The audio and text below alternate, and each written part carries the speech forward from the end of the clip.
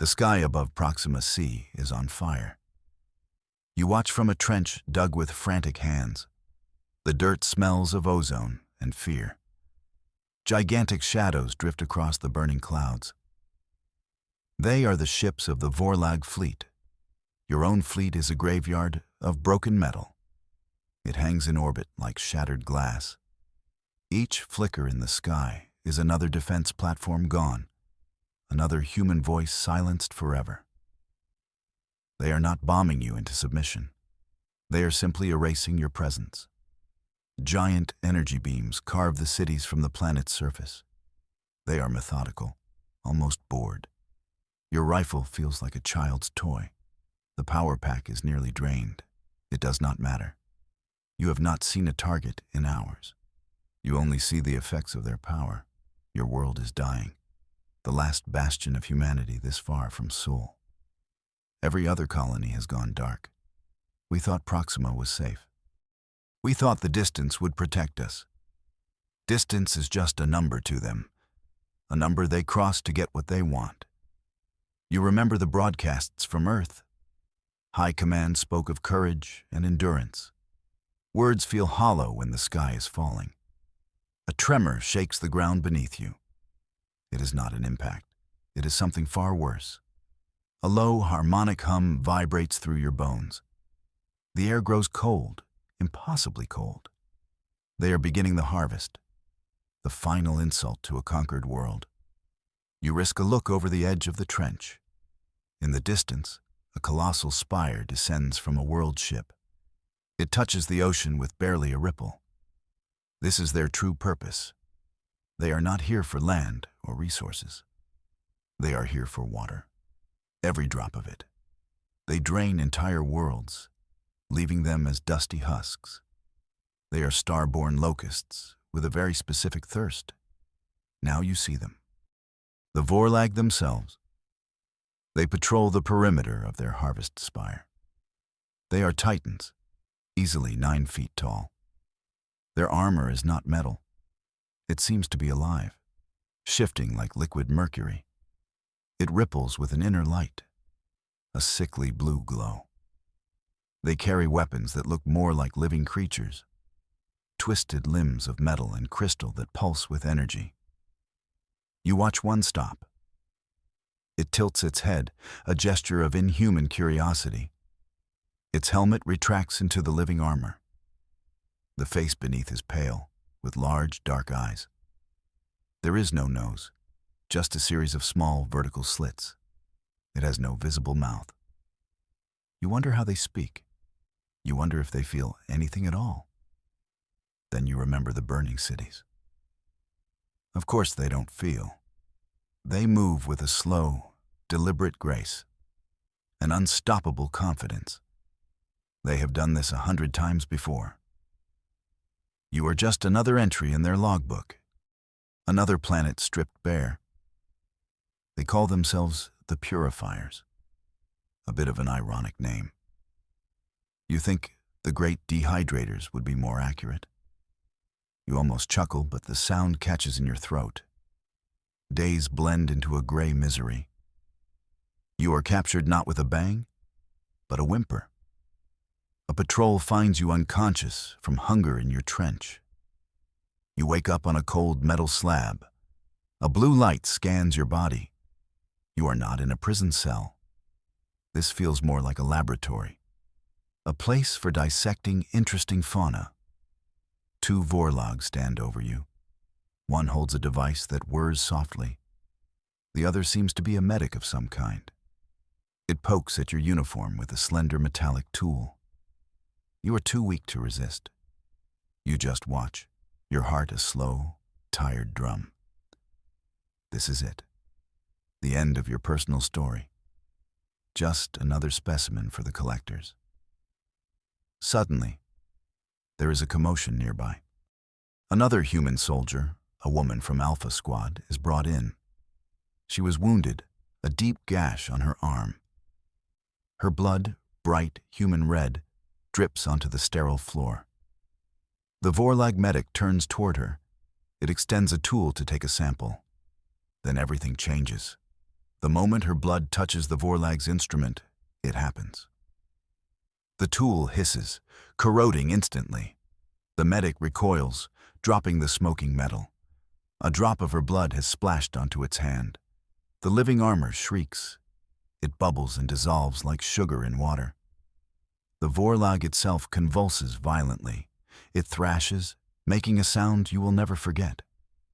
A wet, choking gargle from the slits on its face. It falls to the floor, twitching as its own armor eats it alive. The other Vorlag stares in shock. It looks from its fallen comrade to the woman, then to you. Its calm superiority is gone. In its large, dark eyes, you see something new. Something you have not seen in them before. It is raw, primal fear. It backs away slowly, sealing the chamber door behind it. You are left in silence, alone with a dead alien and a terrible, beautiful new hope. The news travels faster than light. A garbled data burst from your implant, transmitted by a dying tech officer before the Vorlag purged the lab. A single packet of information, a recording of the event, an analysis of the reaction. It reaches what is left of High Command, a fugitive fleet hiding in a forgotten nebula. For the first time in a decade, humanity has a weapon, not a bomb or laser. Something far more fundamental, our own biology. The complex proteins in our hemoglobin. They are a tailored poison to the Vorlag's starborn biology. Their living armor, their very bodies, cannot handle it. It is an evolutionary oversight. A 1 in a billion weakness. They conquered galaxies, but never met blood like ours. The debate in High Command is short and brutal. The recording plays on a loop. The screaming Vorlag, the dissolving armor, the sheer, unadulterated panic. The moral cost is weighed against extinction. It is not a difficult choice to make. Survival has no morality. It only has a price. The order goes out to all remaining human forces. It is encrypted on a quantum channel. It is designated Directive 734. But the soldiers who receive it give it another name, a name that will be whispered in horror for centuries. The Red Directive. The order is simple. The goal is no longer to fight. The goal is to be captured. The mission is not to kill them with bullets. It is to kill them with your very lifeblood. You find yourself in a makeshift briefing room. It is the cargo hold of a broken freighter. Dozens of other survivors are with you. The faces are gaunt, haunted, ghosts in dirty uniforms. An admiral stands before you on a crate. Her face is a mask of iron control. But you can see the exhaustion in her eyes, the weight of the order she's about to give. She does not waste time with speeches about glory. There is no glory left. You have seen the data, she says, her voice flat. You know what we have discovered. Our ships cannot win this war. Our weapons are a joke. She pauses, letting the silence press down on everyone. But our blood can. She explains the plan. Small teams will be sent out in disabled ships. They will be Trojan horses filled with poison. The poison is you.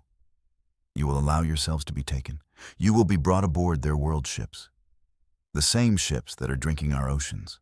Your mission is to bleed, to introduce your blood into their systems, into their water supplies. She makes it clear. This is a suicide mission of the highest order. There is no rescue. There is no coming back. You are not fighting for a victory you will see. You are fighting for a future you will never know. She asks for volunteers.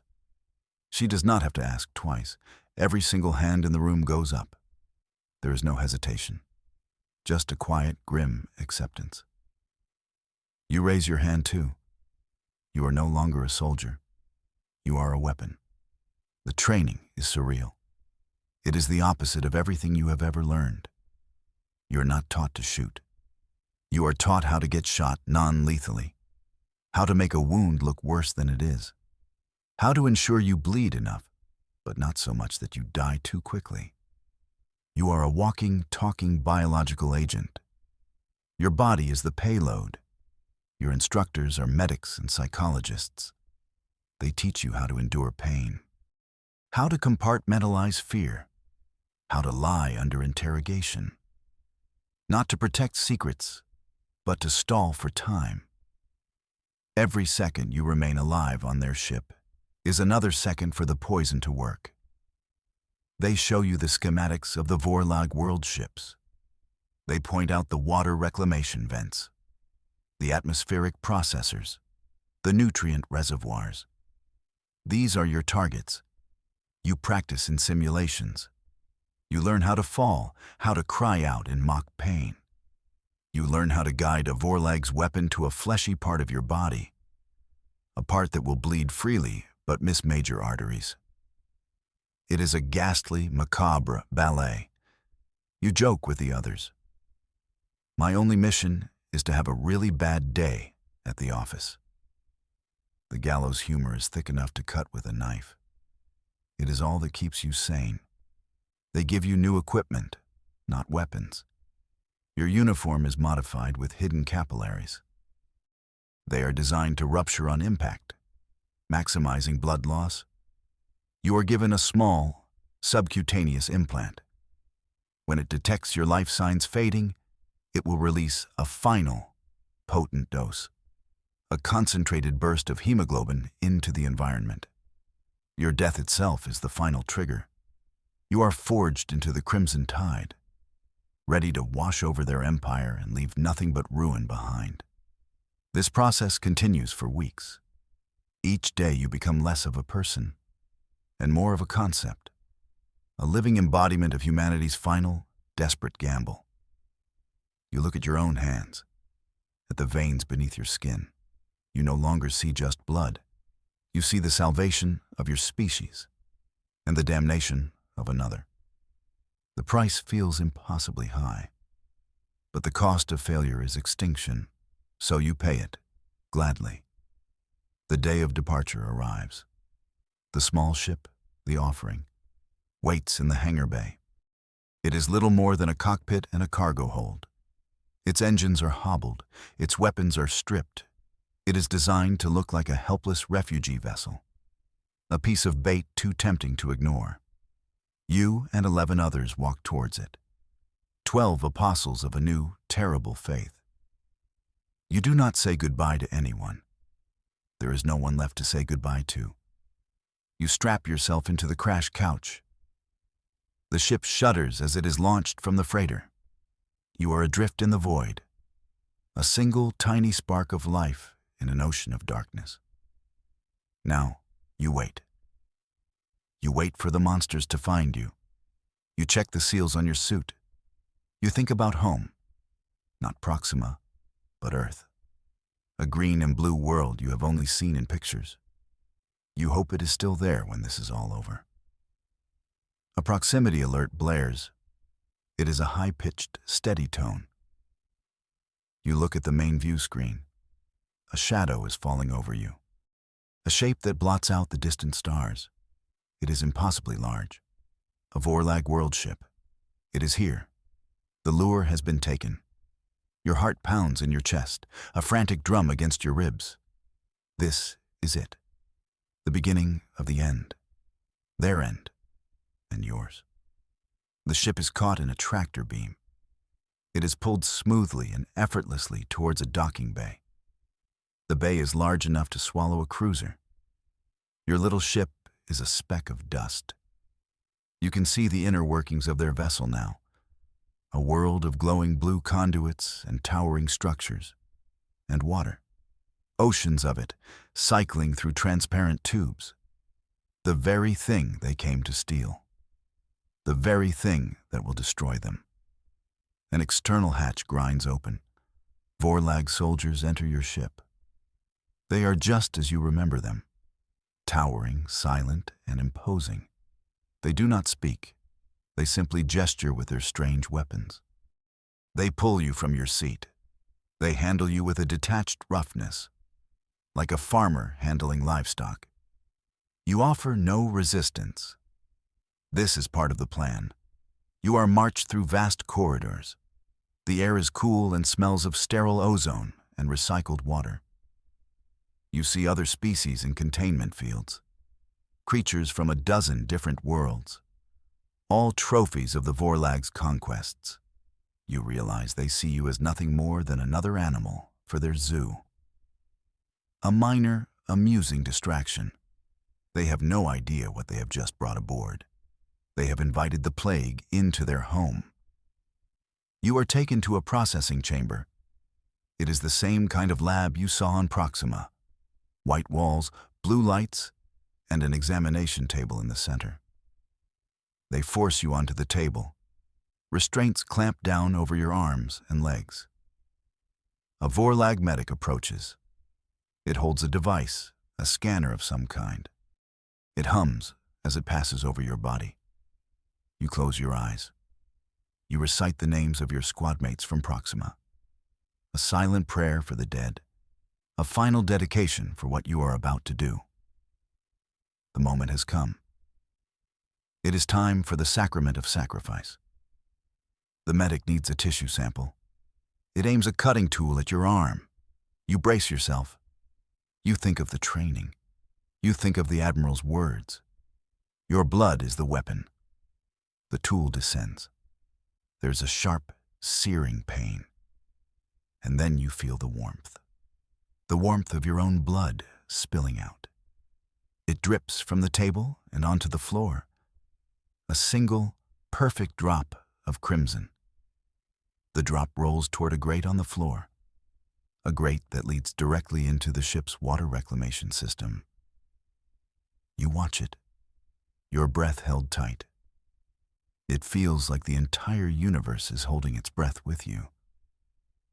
The drop hesitates at the edge of the grate. Then it falls. It vanishes into the darkness below. You have done it. The poison has been delivered. The first crimson stain has been made. Now, you just have to stay alive long enough for it to work. You look at the Vorlag medic. It is examining the sample on its monitor. It has not noticed the drop. It has no idea of the chain reaction that has just begun. The slow, inevitable death sentence you have just passed upon its entire world. A small smile touches your lips. Checkmate. The first sign is subtle, a flicker in the blue lights that line the corridor, a slight change in the hum of the ship. You are being moved from the lab to a holding cell. The Vorlag guards seem agitated. They move with a new urgency. They are chattering now. Not with voices, but with a series of sharp, clicking sounds from their facial slits. It sounds like panicked insects.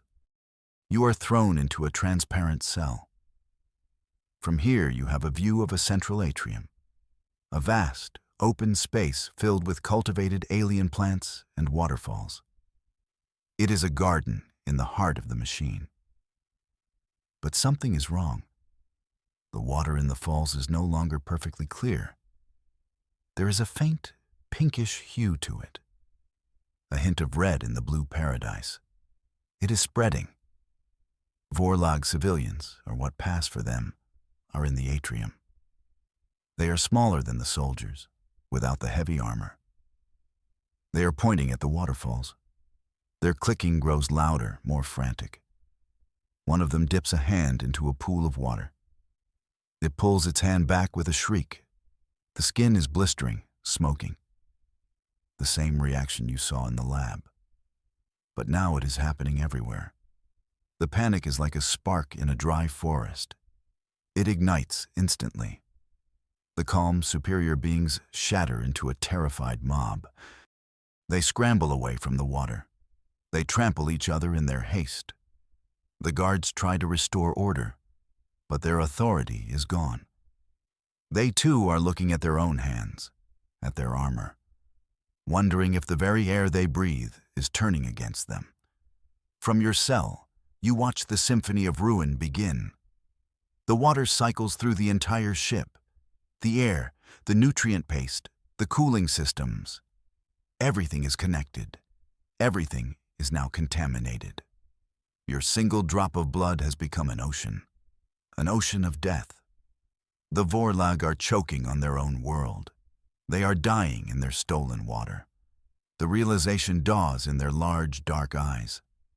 They look at you in your cell, not as a specimen anymore, but as a monster, the architect of their doom.